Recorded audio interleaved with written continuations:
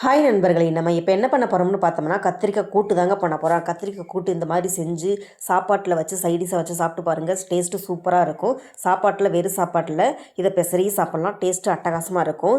இப்போ வாங்க நம்ம கத்திரிக்காய் கூட்டு பண்ணுறதுக்கு அடுப்பில் ஒரு பாத்திரம் வச்சுக்கோங்க. பாத்திரம் வச்சுட்டு பாத்திரம் காஞ்சதுக்கப்புறம் தேவையான அளவு ஆயில் ஊற்றிக்கோங்க. ஆயில் ஊற்றிட்டு ஆயில் காஞ்சதுக்கப்புறம் கடுகு உளுந்தம்பருப்பு போட்டு பொரிய விட்டுக்கோங்க. பொரிய விட்டுட்டு ஒரு ஸ்பூன் சீரகம், ஒரு பெரிய வெங்காயம் கட் பண்ணி வச்சுருக்கிறேன், அதையும் சேர்த்துக்கோங்க. சேர்த்துட்டு வெங்காயத்தை நல்லா வதக்கிக்கோங்க. நல்லா வதக்கிட்டு இருக்கிறப்ப இதுக்கு தேவையான அளவு ஒரு ஸ்பூன் சால்ட்டு சேர்த்துட்டு அப்படியே வெங்காயத்தை நல்லா மிக்ஸ் பண்ணி விட்டு நல்லா வதக்கிக்கோங்க. இப்போ வந்து ஒரு 2 கொத்து கருவேப்பிலை சேர்த்துக்கிறேன். சேர்த்துட்டு வெங்காயத்தை நல்லா பொன்னிற வர அளவுக்கு நல்லா வதக்கிக்கோங்க. நல்லா வதக்கிட்டு இப்போ வந்து நம்ம தேவையான அளவு கத்திரிக்காயை நம்ம வாஷ் பண்ணி கட் பண்ணி சேர்த்துருக்கிறேன் தேவையான அளவு. அதை சேர்த்துட்டு 2 பரட்டி விட்டுட்டு இப்போ மசாலா சேர்த்துக்கலாம். ஒரு 2 ஸ்பூன் மல்லித்தூள், ஒரு ஸ்பூன் வந்து மிளகாய்த்தூள் சேர்த்துக்கிறேன்.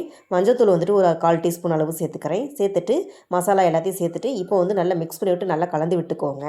நல்லா கத்திரிக்காயில் மசாலா சால்ட்டு எல்லாம் நல்லா மிக்ஸ் ஆகிற மாதிரி நல்லா மிக்ஸ் பண்ணி விட்டு நல்லா கலந்து விட்டுக்கோங்க.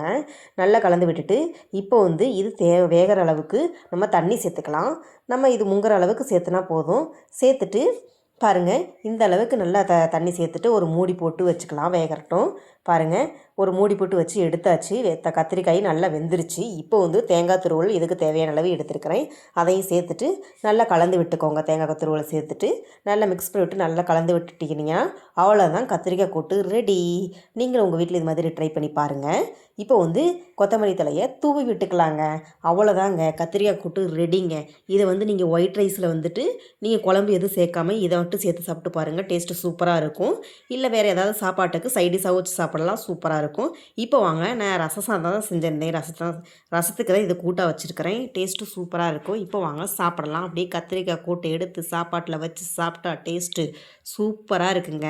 நீங்கள் உங்கள் வீட்டில் இது மாதிரி ட்ரை பண்ணி பார்த்துட்டு எப்படி இருந்துச்சுன்னு கமெண்ட் பாக்ஸில் கமெண்ட் பண்ணுங்கள். வீடியோ பிடிச்சிருந்துச்சுன்னா கேபி தேவ் சேனலை லைக் பண்ணுங்கள், சப்ஸ்கிரைப் பண்ணுங்கள், ஷேர் பண்ணுங்கள், கமெண்ட் பண்ணுங்கள். கேபி தேவ் சேனலுக்கு சப்போர்ட் பண்ணுங்கள்.